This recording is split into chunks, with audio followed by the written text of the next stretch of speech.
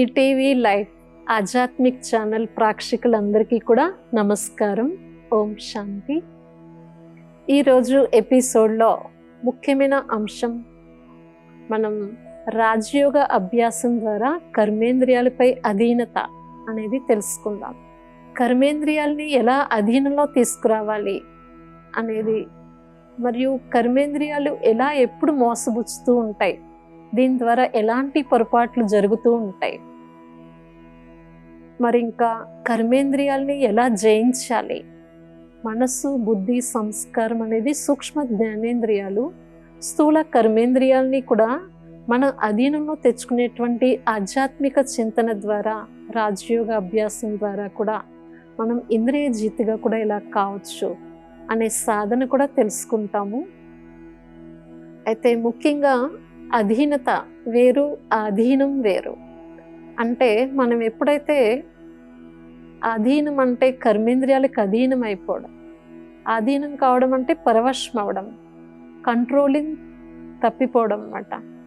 మనం రోజంతట్లో ఈ కర్మేంద్రియాలని ఎన్నో రకాలుగా మనం కళ్ళతో అనండి, నోటితో అనండి, చెవితో, ఇవి స్థూల కర్మేంద్రియాలు. మనం డే అంతట్లో రకరకాల దృశ్యాలు చూస్తూ ఉంటాం, వింటూ ఉంటాం, ఆలకిస్తూ ఉంటాం.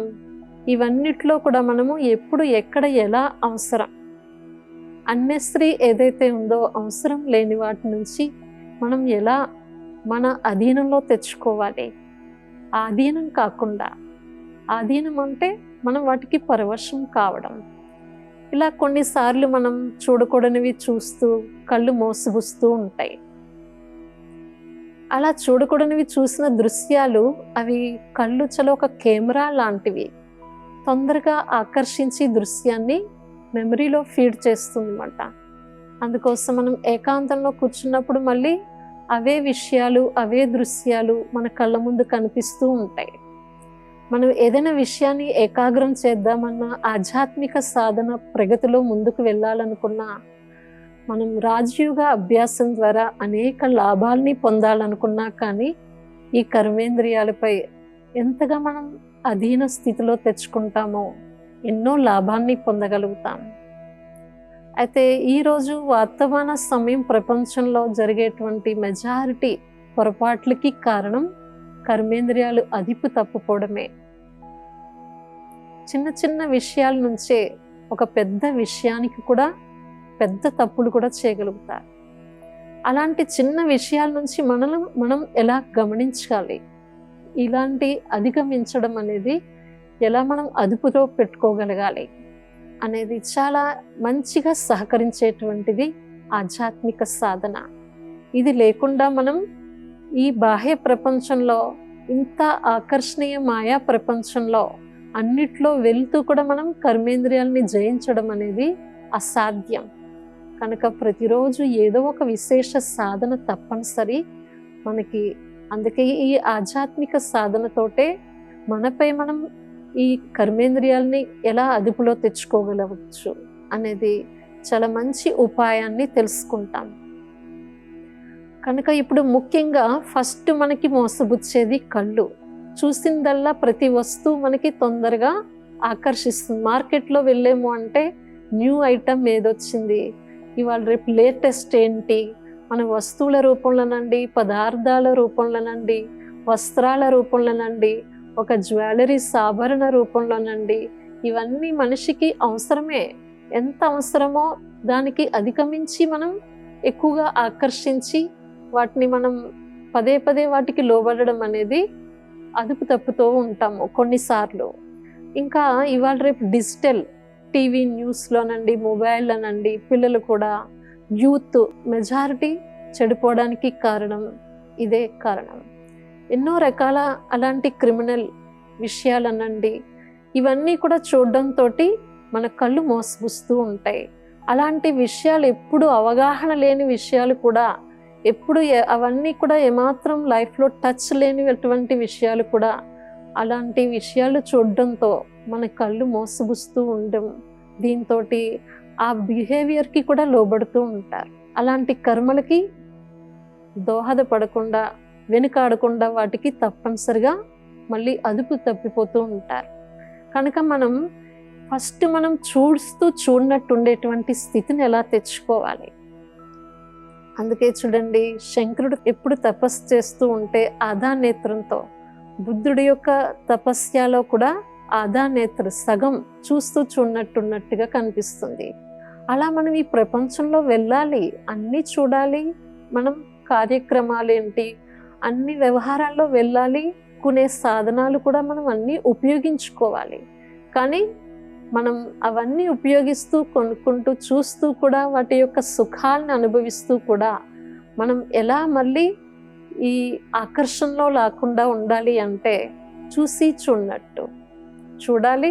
చూసి చూడనట్టు అంటే మనం మనసు మీద ప్రభావం ఎక్కువగా లోతులో డీప్గా వాటి యొక్క ఆకర్షణలో మునిగిపోకుండా ఉండడం, మనకి ఎంతవరకు అవసరమో అవసరపూర్వకంగా ఉపయోగించుకోవడం. అలాగే చెవులు ఉంటాయి, మనకి అనవసరమైన విషయాలు, వేరే వాళ్ళు పక్క వాళ్ళు ఏదైనా మాట్లాడుకుంటున్న విషయాలు మనం ఆలకించడం. కొంతమంది ఇళ్లల్లో చేసే వాళ్ళు కూడా అక్కడ పరివార కుటుంబ విషయాలు వేరే చోట వేరే కుటుంబాలకి షేర్ చేయడం. అంటే ఆ విన్నటువంటి విషయాలు సరిగా ఉండకపోయినా కానీ అక్కడ మనం చెప్పడం, మళ్ళీ అది క్రియేట్ చేయడం, ఒక పెద్ద సృష్టి తయారైపోతూ ఉంటుంది. కనుక మనం గోడకి చెవులు ఉన్నాయి అంటారు కదా, కొన్ని విషయాలు కొంతమంది వద్దనుకున్న ఆలకిస్తూ ఉంటారు. అన్ని విషయాలు సేకరించడం అవసరం ఉంటుంది. కానీ ఇవి కూడా మనము ఈ కర్మేంద్రియాలని జయించాలి అంటే విన్నటువంటి వదిలిపెట్టడంతో మనం ఎక్కువగా మైండ్లో డిఫరెంట్ అనేది పడదన్నమాట. కొన్ని చూస్తూ చూడనట్టుండాలి, వింటూ విన్నట్టుండాలి. ఎలా అవుతుంది ఇది సాధ్యం అంటే మన మనసు ఏకాగ్రత ఎక్కడ ఉంటుందో అప్పుడు మనకి ఈ విషయాలు ఏమీ పెద్ద ఫరక పడదు. ఏదైనా విషయాన్ని దీర్ఘంగా ఆలోచిస్తున్నారనుకోండి, అప్పుడు మీ కళ్ళ ఎదుట ఏం జరుగుతుందో, పక్కన ఏమైనా సౌండ్స్ ఉన్నాయి, వాళ్ళు ఏమైనా మాట్లాడుకున్నా కూడా మీకు ఏమీ డిఫరెంట్ అనిపించదు. మీ దూరంలో మీరు ఏకాగ్రతలో మునిగిపోయి ఉంటారు. అలా మన మనసులో ఒక లక్ష్యం అంటూ ఉంటే, ప్రత్యేకించి ఈ బాహ్య ప్రపంచం ఏదైతే కనిపిస్తుందో కంటికి, ఇది ఎప్పటికీ ఉండేది కాదు. మనం జూటీ దునియా, జూటీ మాయ, జూటీ కాయ అంటాం కదా. అసత్యమైన ప్రపంచం, అసత్యమైన మాయ, అంతా అసత్యమే. ఎందుకు అసత్యం అన్నారు?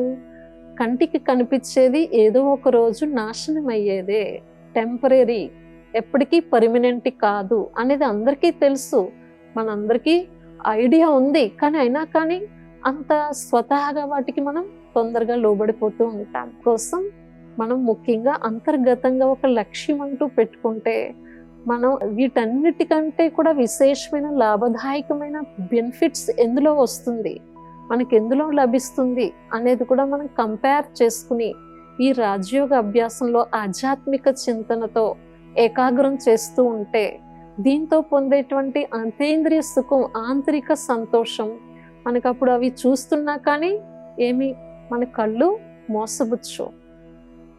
ఏదైనా విషయాలు వింటున్నా కానీ చెవిలో పడవు, ఈ చెవిలోనే వింటారు, ఈ చెవితోనే వదిలేయగలుగుతారు.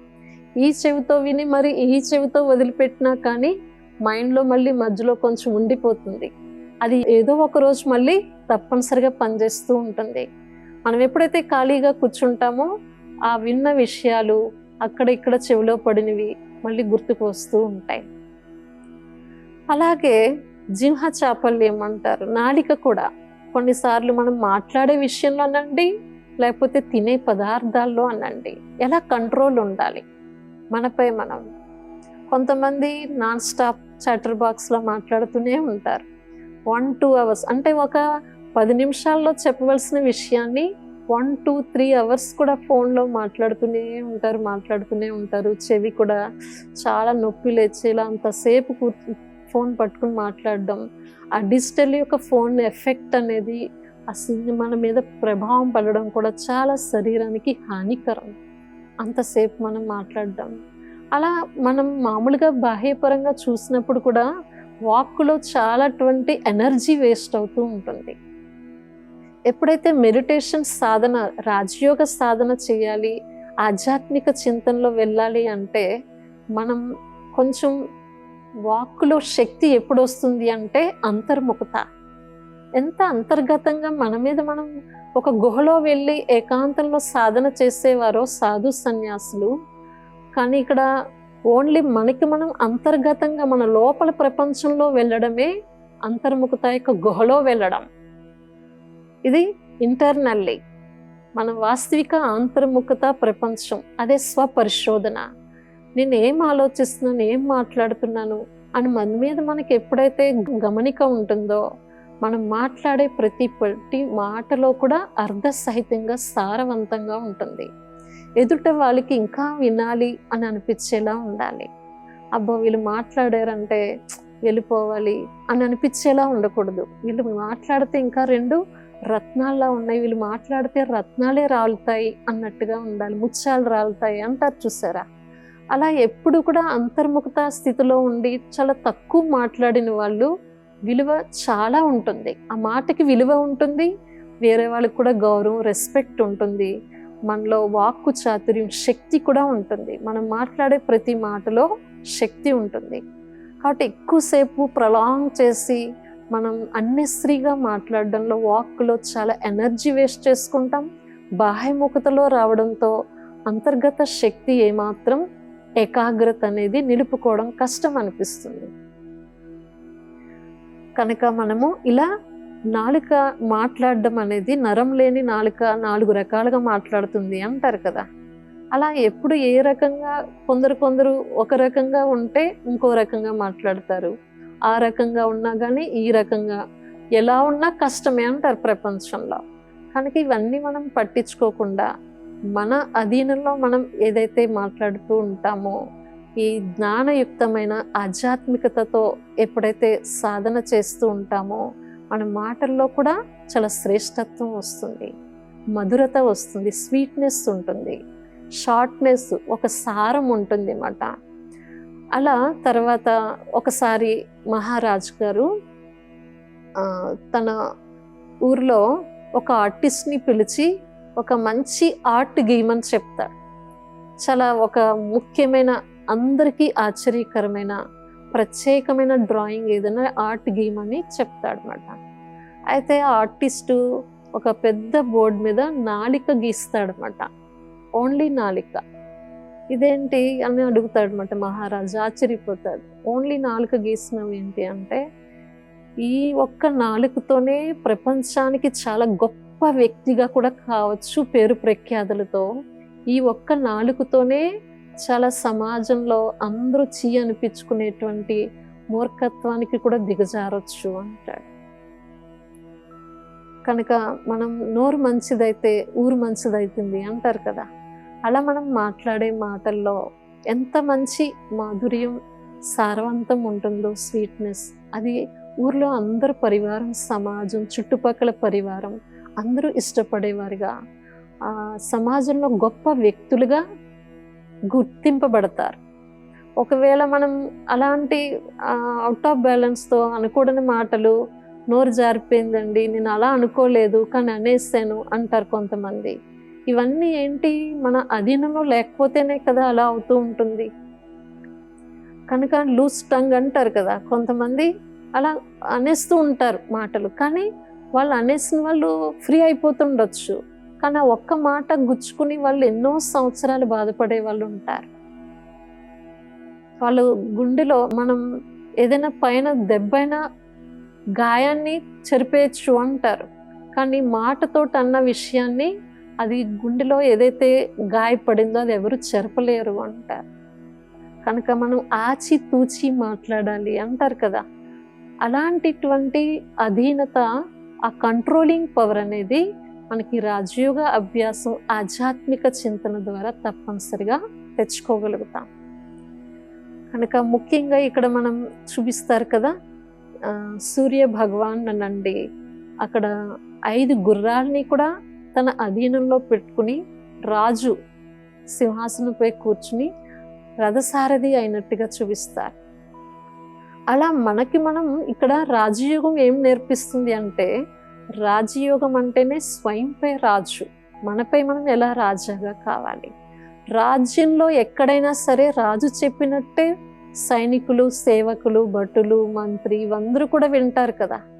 అలాగే ఈ శరీరానికి యజమానినైనా నేను రాజుని, కళ్ళనే ఉపమంత్రి, మనస్సనే మంత్రి, కర్మేంద్రియాలనే ప్రజలు సేవకులు. వీటన్నిటి మన అధీనంలో ఎంతవరకు నడిపించుకుంటున్నాం అనేది మనల్ని మనం స్వపరిశోధన చేసుకోవడమే అంతర్ముఖతలో వెళ్ళి, ఇదే స్వసాధన, ఆధ్యాత్మిక చింతన. దీని ద్వారా మనం ఒక్కొక్క కర్మేంద్రియాలపై తప్పనిసరిగా మనం మన అధీనంలో తెచ్చుకోగలుగుతాం. మనల్ని మనం స్పష్టంగా చూసుకోగలుగుతాం. డే అంతట్లో మనకి అటెన్షన్ ఉంటుంది. అంతేకాక వీటికంటే ఫస్ట్ ముఖ్యంగా బీజం మనస్సు, బుద్ధి, సంస్కారం. ఇవి సూక్ష్మ జ్ఞానేంద్రియాలు. మనసులో వస్తేనే కళ్ళు చూడాలని అనిపిస్తుంది, వినాలనిపిస్తుంది, తినాలనిపిస్తుంది, మాట్లాడాలనిపిస్తుంది. కాబట్టి ఆ మనసుతోటే ఫస్ట్ మనం దాన్ని ఎలా అధీనంలో తెచ్చుకోవాలి. ఆ మనసుకు కావాల్సినటువంటి ఆనందం, శాంతి, ఆ మాధుర్యం ఎందులో లభిస్తుంది? ఈ ఆధ్యాత్మిక చింతనలో. ఎప్పుడైతే ఈ జ్ఞానం వింటూ ఆధ్యాత్మిక చింతన చేస్తూ ఉంటామో మనసుకి ఒక మాధుర్యం అందుతూ ఉంటుంది. అప్పుడు ఏ రసాలు కూడా అవి చేదనిపిస్తాయి. అసలైన ఈ రసాన్ని ఇస్తూ ఉంటే ఆధ్యాత్మిక జ్ఞానం యొక్క చింతన, ఈ స్వీట్నెస్, ఈ మాధుర్యంలో మనసుకి ఎంతో తృప్తి, ఆనందం ఉంటుంది. అప్పుడు చిన్న చిన్న సూక్ష్మ క్షణికమైన సుఖాలు చూసి తొందరగా మనసు భ్రమించదు. ఏముంది, ఇవన్నీ కూడా కనిపిస్తున్నాయి కానీ టెంపరీ, క్షణికమే కదా. కానీ సదాకాలిక సుఖం, సదాకాలిక ఆనందం, సదాకాలిక శాంతి ఇందులో ఉంది కదా. మనకి ఒక్క 2 నిమిషాలు ఇందులో ఏకాగ్రం చేస్తే నాకు ఎంత ప్రశాంతం అనిపిస్తుంది. 2 నిమిషాలు ఈ జ్ఞాన చింతనలో వెళ్తే ఎంత తృప్తి అనిపిస్తుంది అని మన మనసుకి లాభం, ఈ బెనిఫిట్స్ ఎప్పుడైతే అర్థం చేస్తూ ఉంటామో మనం ఆటోమేటిక్గా మన మనసు మనకి అధీనంలో వస్తూ ఉంటుంది. అప్పుడు బుద్ధి కూడా ఎక్కడ భ్రమించకుండా ఈ మనస్సు యొక్క అధీనంలో 2 కూడా జోడీ అవుతాయి. రెండిటి యొక్క కమ్యూనికేషన్ మన అధీనంలో వస్తుంది. అప్పుడు సంస్కారం అనేది ఇది అసలే కనిపించినది. ఇది మనకి ముందు జన్మ సంస్కారం అంటారు కదా. ఇప్పుడు మనకి మంచి ఆలోచన ఉండొచ్చు, ఇలా అవ్వాలి, నేను ఇలా తయారవ్వాలి, నా టార్గెట్ ఇది, నా భవిష్యత్తు మంచిగా అని కొన్ని లక్ష్యం పెట్టుకుంటున్నా కానీ పాత సంస్కారం అనేది వెనక్కి లాగుతూ ఉంటుంది. అదే స్వభావం, మా స్వభావం అంతేనండి అని అంటూ ఉంటాం. రియల్గా స్వ ఆత్మ యొక్క స్వభావం న్యాచురల్గా గుడ్ నేచర్, 100% పాజిటివ్. కానీ అది ఒరిజినాలిటీ, మన సహజత్వం, మన స్వభావాన్ని మర్చిపోయాం మనం. ఈ సంస్కారం కూడా 5 రకాలుగా ఉంటుంది కదా. తల్లిదండ్రుల అనుసారంగా వచ్చేది, మధ్యలో చుట్టుపక్కల కల్చర్ అనుసారంగా వచ్చేది, పునర్జన్మల అనుసారంగా వచ్చేది, ఒక ఖాందాన్ సంస్కారం వంశ పారంపర్యంగా వచ్చేది. ఇవన్నీ కూడా కొన్ని గట్టిగా అయిపోయి ఇదే నా నిజ సంస్కారం, ఇదే నా స్వభావం అనుకుంటూ వచ్చాం. కానీ ఒరిజినల్గా ఇది మంది కాదు, మధ్యలో వచ్చినవి ఇవి. కాబట్టి సహజంగా మన స్వ అంటే మన ఆత్మ యొక్క స్వభావం, ఒరిజినల్గా నేచర్ చాలా మంచి పాజిటివ్. అది మనం కొంచెం జాగృతి చేసుకుని రియలైజేషన్ అవుతూ ఉంటామో ఆధ్యాత్మిక చింతనతో, ఆటోమేటిక్గా ఈ ఒరిజినల్ సంస్కారం అనుసారమే బిహేవ్ చేయగలుగుతాం. ఆ పాత సంస్కారాలకి తొందరగా అధీనం కాకుండా, కంట్రోల్ తప్పిపోకుండా మన అధీనంలో పెట్టుకోగలుగుతాం. అది కూడా ఎలా తయారవుతుంది చూడండి. ఎలాంటి చెట్ల మధ్యలో ఒక వ్యక్తి 2 సార్లు నడుస్తూ ఉన్నాడు అనుకోండి, కొంచెం అది అడుగులు పడుతూ ఉంటాయి. అదే అడుగుల్లో కొంతమంది ఇంకా 3-4 బాగా నడవడం స్టార్ట్ చేశారనుకోండి, కొంచెం అది ఇంకా దారిలా తయారవుతుంది. దాంట్లోనే ఇంకా వెహికల్స్, 2 వీలర్స్ మెల్లిగా కొంచెం నడిపిస్తూ ఎక్కువగా అయిపోయింది అనుకోండి, అది ఒక చిన్న సన్న రోడ్డుగా తయారవుతుంది. ఇంకా ఎక్కువగా రహదారిగా తయారైపోయింది, చాలా ఎక్కువ వెహికల్స్ ఎక్కువగా నడుచుకోవడం స్టార్ట్ అయిపోయిందంటే అది స్మూత్ రోడ్లా తయారైపోతుంది. అప్పుడు ఇంకా మనం కారు కూడా వెహికల్స్ నడిపించిన అవసరం లేదు, స్మూత్గా స్వతహాగా వెళ్ళిపోతూ ఉంటాయి, ఆటోమేటిక్గా వెళ్ళిపోతూ ఉంటాయి. అంటే అంత స్మూత్గా రోడ్డు, కచ్చా రోడ్డు అది స్మూత్ రోడ్ అయ్యేసరికి ఇంకా మన హ్యాండ్ ఓవర్ అవసరం లేదు, ఆటోమేటిక్గా వెళ్ళిపోతాయి. అలాగే మన ఆలోచనలో కూడా, మన మనోభావాల్లో కర్మేంద్రియాలని కూడా 1 సారి 2 సార్లు 3 సార్లు లోబడుతూ ఉన్నామనుకోండి, అధీనం అవుతూ ఉన్నామనుకోండి, అదే పదే పదే అలవాటు మెల్లిమెల్లిగా ఒక స్వభావం సంస్కారం గట్టిగా తయారైపోతుంది, స్ట్రాంగ్ అయిపోతుంది. అది అప్పుడు ఏమవుతుంది, ఇంకా ఆటోమేటిక్గా మనం వద్దనుకున్నా కానీ దానికి పరవశం అయిపోతూ ఉంటాం. నేను అనలేదు కానీ అలా వచ్చేసిందండి అంటారు, నేను అనుకోలేదు కానీ అలా అయిపోయింది అంటాం. అలా అయిపోయిందంటే మన మనసులో అనుకోలేదే అయిపోయిందంటే అంత ఆటోమేటిక్గా మన స్వభావం మన సంస్కారాన్ని మధ్యలో దీన్ని అంత న్యాచురల్గా తయారు చేసేసుకున్నాం. కానీ ఇవి మనవి కాదు, ఒరిజినల్గా మన యొక్క సహజత్వం రియాలిటీ అంతర్గతంగా ఉంది ఆత్మ యొక్క నిజ సంస్కారం. అంటే ఏదైతే నైపుణ్యంగా పర్ఫెక్ట్గా ఉండవలసిన వ్యక్తిత్వం క్యారెక్టర్ ఉందో 100% పాజిటివ్ అదే మనది. అదే మనకి ఇక్కడ ఆధ్యాత్మిక చింతనతోటి జాగృత అవుతుంది, లోపల దాగి ఉన్న మన వ్యక్తిత్వ వికాసితం అవుతుంది. ఈ రాజయోగ అభ్యాసం ద్వారా మెల్లిమెల్లిగా మనం డే అంతట్లో ఈ కర్మేంద్రియాలతోటి ఒక్కొక్కటి మనం నచ్చచెప్పుకుంటూ వాటికి అసలు అంతరార్థాన్ని తెలియపరుస్తూ మన అధీనంలో తెచ్చుకుంటాము. మనపై మనం కర్మేంద్రియ జీతిగా తప్పనిసరిగా కాగలుగుతాం. కనుక నేను ఒక ఆత్మరూపి రాజాని ఈ భృగుటి అనే సింహాసనంలో విరాసమై ఉన్నాను. ఈ మనస్సు అనే మంత్రి, కళ్ళనే ఉపమంత్రి, ఈ కర్మేంద్రియ అనే సేవకులు, సైనికులు, నేను ఏదైతే చెబుతున్నా, నేను ఏదైతే సంకల్పిస్తున్నానో అదే ప్లాన్ ప్రాక్టికల్లో రావాలి అని మనం ఎప్పుడైతే ఈ రాజయోగ సాధనలో లక్ష్యం పెట్టుకుని చేస్తూ ఉంటామో మెల్లిమెల్లిగా మనపై మనకి కంట్రోలింగ్ రూలింగ్ పవర్ స్వతహాగా వస్తుంది. మనం అనుకోకుండా దేనికి కర్మేంద్రియాలకి మోసపుచ్చుకోం.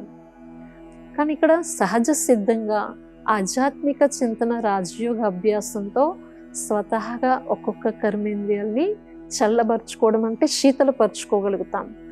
ఎక్కువగా విచలితం అవడం, చంచలితం అవడమే లోపల నుంచి మనకి కోరికల ఆధారంతో కర్మేంద్రియాలు విచలితం అవుతాయి అంటారు కదా.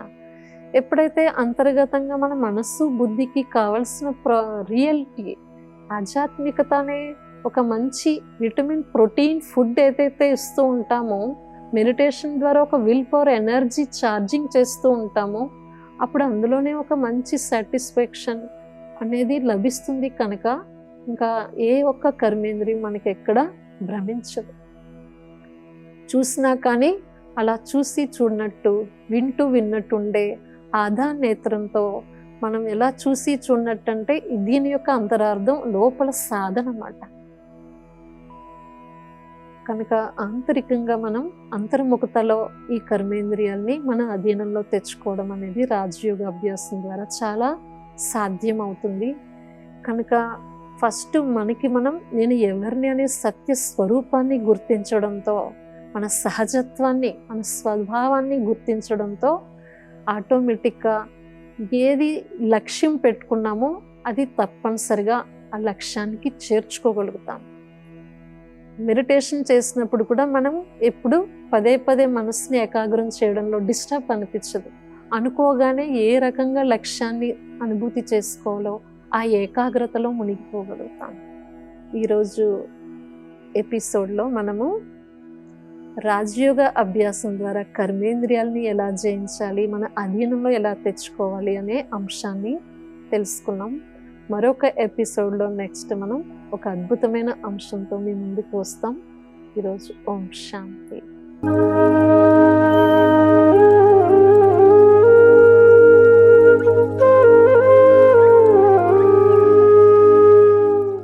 ఈ కార్యక్రమాన్ని తిరిగి చూడాలనుకుంటే www.youtube.com/@ETV Life Spiritual లో చూడవచ్చు.